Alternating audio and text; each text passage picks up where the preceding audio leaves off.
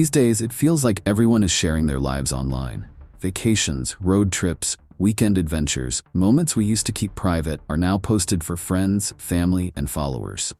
Social media makes it easy to stay connected, but it also makes the unexpected feel louder, closer, impossible to ignore. And when something goes wrong, everyone sees it. Imagine saying goodbye to your loved ones, thinking you'll be back soon. Safe, smiling, a last hug, a promise, a driveway, a van packed and ready for the open road. For her, that was real. Gabrielle "Gabby" Petito was 22, bright, adventurous, full of life. She was planning what should have been the trip of a lifetime with her fiancé, Brian Laundrie. They were traveling in a converted van, a white Ford Transit fitted with everything they needed for life on the road: camping gear, camera equipment, and dreams of exploring the country, national parks, and iconic landscapes. Gabby shared the journey online, posting photos and updates for her growing following. But in late August 2021, that journey suddenly ended. Gabby was last seen alive in Wyoming. Soon after, her family couldn't reach her. Calls, texts, messages on social media all went unanswered. What started as a missing person report quickly drew national attention. The story spread across the media, through law enforcement channels, and across millions of screens online. Gabby's disappearance touched people far beyond her hometown of Blue Point, New York. It wasn't just about a young woman who went missing. It was a reminder of how fast life can change, how fragile our sense of safety really is, and how deeply the search for answers can grip a nation. This was supposed to be the adventure of a lifetime.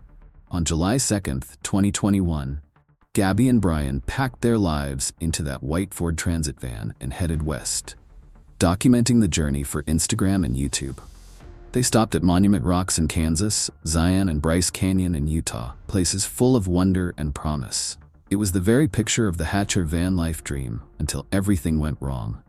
But even amid the beauty of the wilderness, time kept moving, and the picture-perfect adventure started to crack.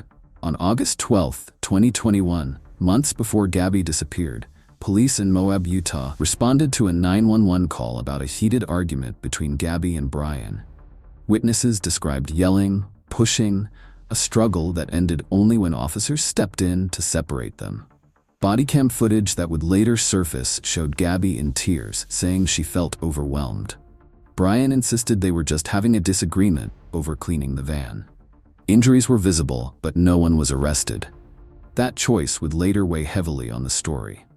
It was an early warning, and after that moment, Gabby's voice would slowly fade from public view. Over the next 2 weeks, the couple continued their trip deeper into Wyoming's vast wilderness. Gabby's parents spoke and texted with her as usual, checking in on road conditions, confirming plans to meet at Yellowstone, sharing excitement over the chance to spot elk at sunrise. But by August 25th, the last post appeared on Gabby's Instagram, a photo of her smiling beneath a mural, bright and carefree. It masked the tension that had already surfaced just days earlier. Then, she disappeared. This wasn't just another missing person case. Gabby had an audience. Her life, her journey, her adventures were all out in the open. Every photo, every caption made people feel connected and concerned. And then, the moment that shifted worry into alarm. Brian Laundrie came home. Alone. The white van, their home on wheels, the vehicle that carried them across the country, returned to Northport, Florida without her. No explanation. Panic spread. Questions multiplied. Where is Gabby? Families pleaded publicly. Strangers scanned satellite images and rest stops. Social media users analyzed timestamps, geotags, and every detail they could find. News outlets treated each reported sighting as breaking news. The story became bigger than a single missing person. It became a reflection of society itself, the values we hold, and the blind spots we often ignore. By early September, Gabby's parents were pleading for one thing above all: answers. "Please tell us where she was last seen," her mother said, her voice shaking as the world watched. This was no longer just a local tragedy. It had become a nationwide search for the truth. Grief threaded through headlines and hashtags, questions spreading faster than answers could come. The search that followed would reveal more than just what happened to a young woman.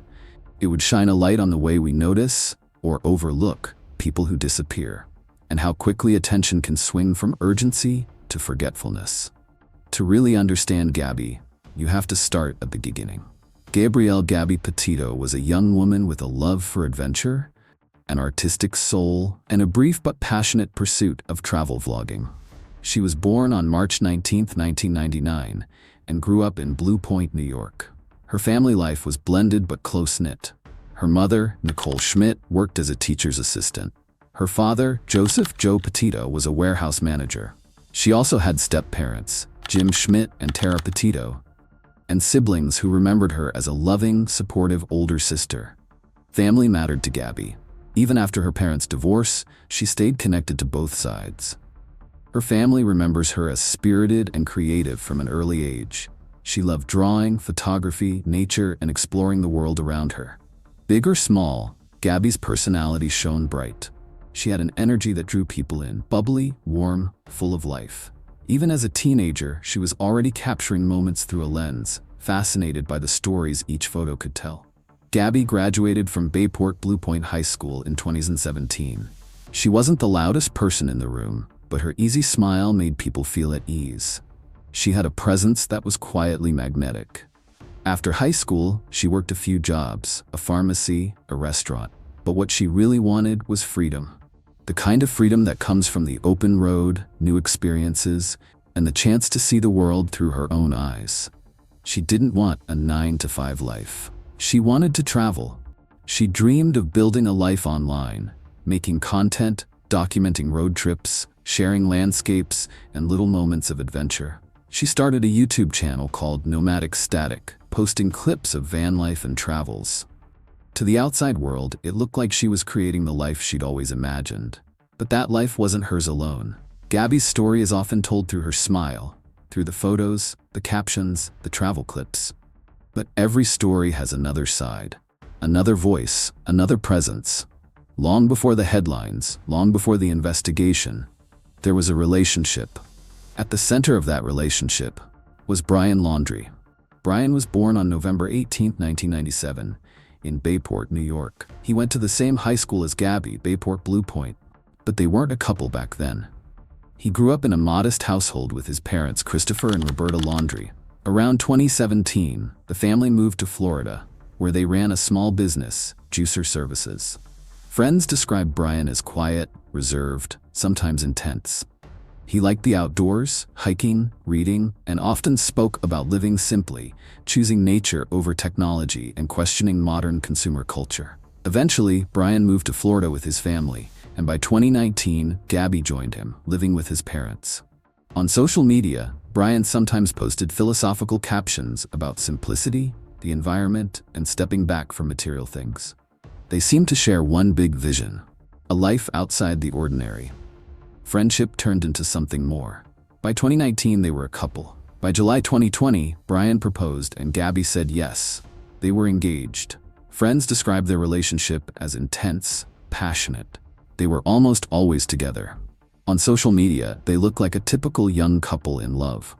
Smiling selfies, beach photos, inside jokes and captions, plans for the future. But behind the carefully curated posts, not everything was perfect. In August 2021, police in Moab, Utah, would later release body cam footage showing Gabby upset during a domestic incident call. She told officers she was struggling with anxiety. Brian appeared calm, almost detached. And then, they kept going on their trip. Before that moment in Utah, though, it had been all excitement. Gabby threw herself into this life with enthusiasm.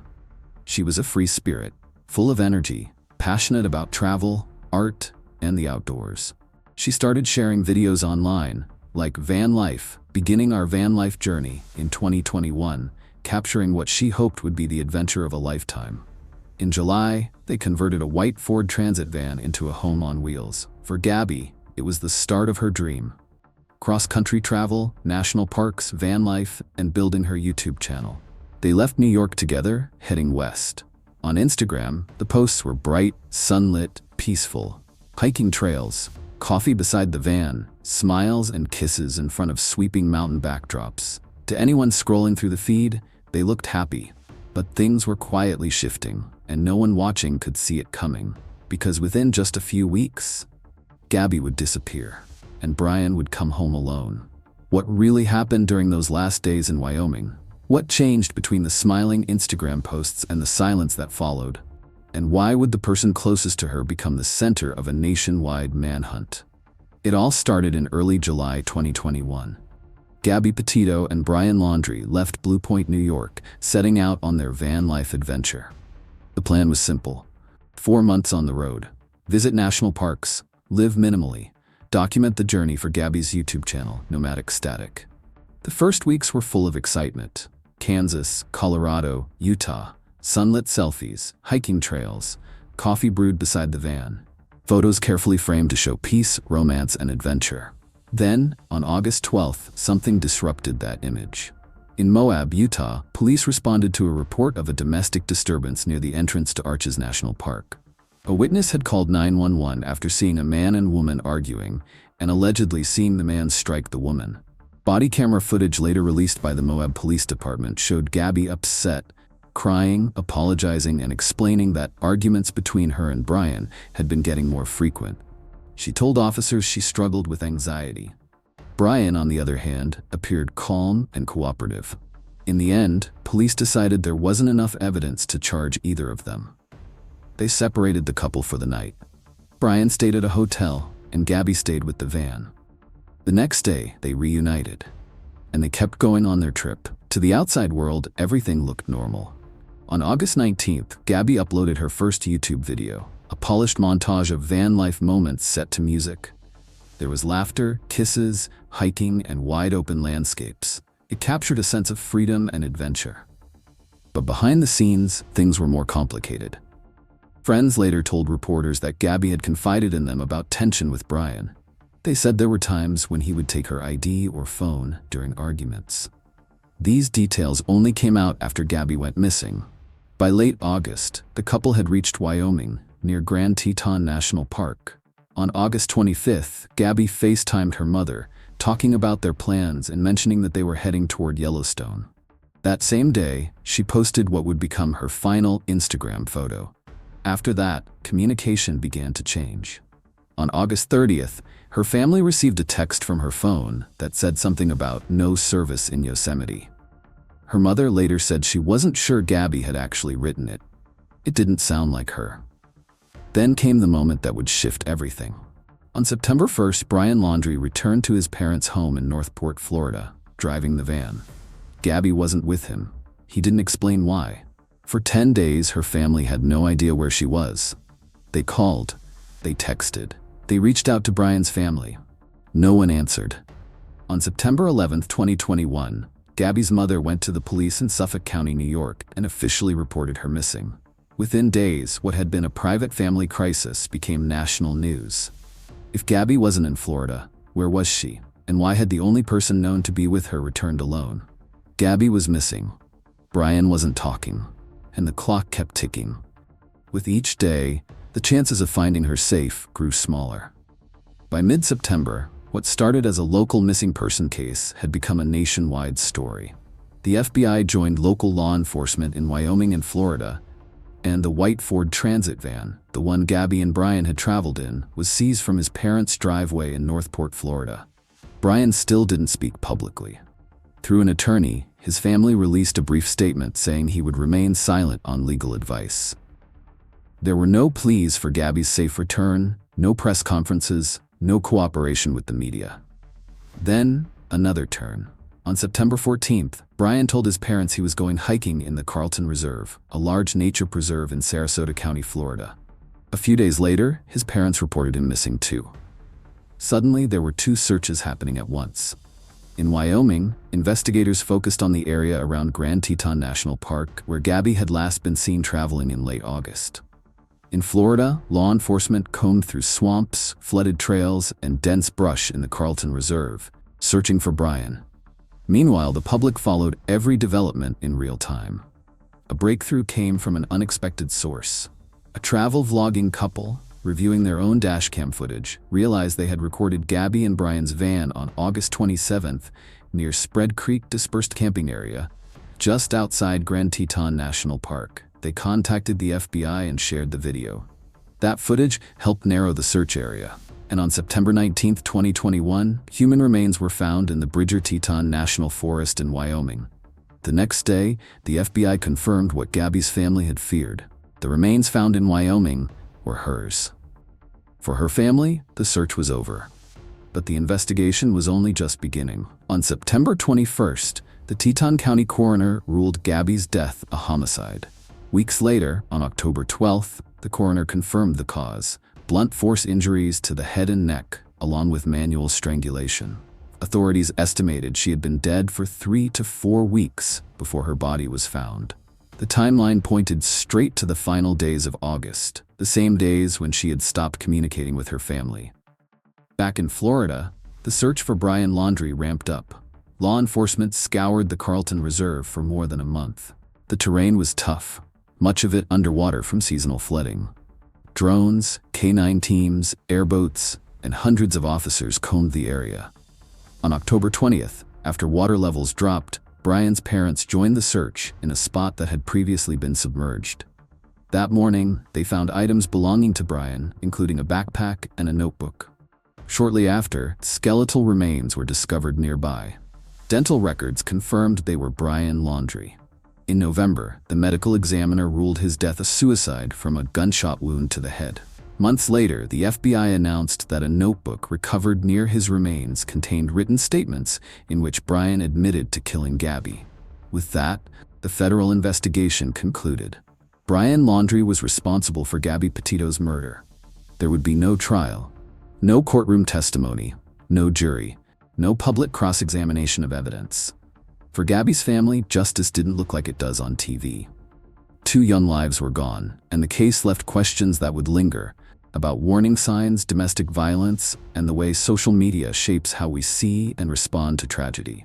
When the investigation officially closed in early 2022, the FBI made one final announcement. The notebook Brian left behind confirmed his responsibility for Gabby's death. No trial, no public courtroom. For the family, there would never be the closure that comes from seeing justice play out in front of the world. Because something larger had already begun. A conversation about safety, awareness, and the ways these stories ripple through our communities. Gabby's disappearance showed just how quickly a missing persons case can capture the public's attention or be overlooked. Her story drew intense media coverage and sparked conversations about disparities in reporting, especially for women of color. Journalists, advocates, and families across the country began using her name to highlight those gaps and push for more equitable coverage. It also brought the issue of intimate partner violence into the national conversation. Gabby's parents didn't step back from the spotlight. Instead, they launched the Gabby Petito Foundation, an organization dedicated to supporting families of missing persons and raising awareness about domestic violence. They've spoken openly about education, intervention, and recognizing red flags before it's too late.